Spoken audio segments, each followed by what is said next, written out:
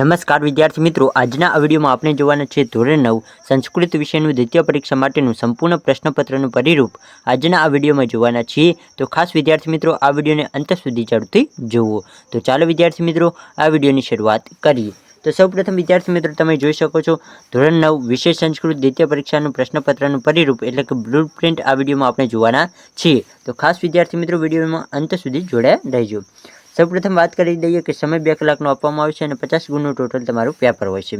હવે વિદ્યાર્થી મિત્રો કયા પ્રકારના પ્રશ્નો અને કેટલા ગુણના હોય છે તે જોઈ લઈએ।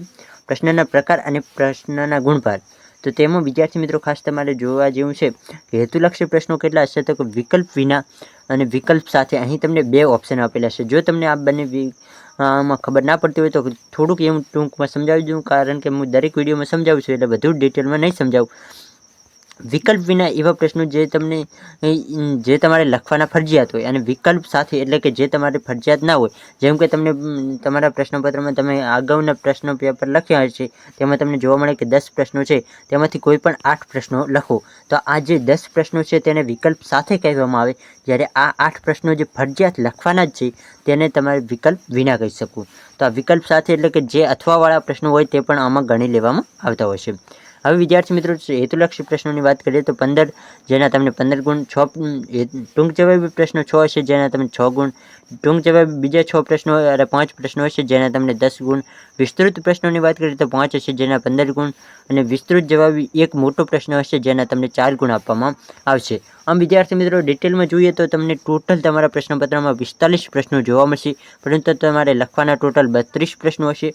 અને ખાસ વિદ્યાર્થી મિત્રો એમ 32 પ્રશ્નો લખશો અને તેમાંથી તમને 50 ગુણના આધારે ગુણભાર આપવામાં આવશે। તમે જે લખ્યું હશે એ પ્રમાણે તમને ગુણ આપવામાં આવશે। હવે વિદ્યાર્થી મિત્રો તમારા માટે જે ખાસ કહી શકાય પ્રકરણ પ્રમાણે ગુણભાર તે જોઈએ તે પહેલાં વિદ્યાર્થી મિત્રો ખાસ જણાવી દઉં કે જો તમારે સંપૂર્ણ જે પણ હું તમને અહીં બ્લુપ્રિન્ટ સમજાવું છું તેની તમારે PDF જોઈતી હોય તો આ વિડીયોના ડિસ્ક્રિપ્શન બોક્સમાં સંપૂર્ણ બ્લુપ્રિન્ટની તમને PDF મળી જશે।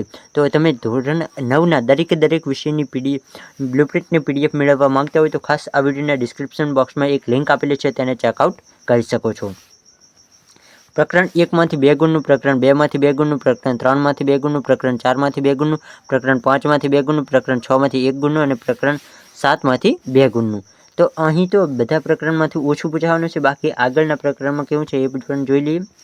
તો પ્રકરણ 8 માંથી 2 ગુણનું, પ્રકરણ 9 માંથી 5 ગુણનું, પ્રકરણ 10 માંથી 5 ગુણનું, પ્રકરણ 11 માંથી 1 ગુણનું, પ્રકરણ 12, 13, 14 અને 15 આટલા પ્રકરણમાંથી 5 ગુણનું તમને પૂછવાનું છે। અને અપઠિત જે તમે ભણ્યા નથી તેમાંથી તમને 4 ગુણનું પૂછવાનું રહેશે।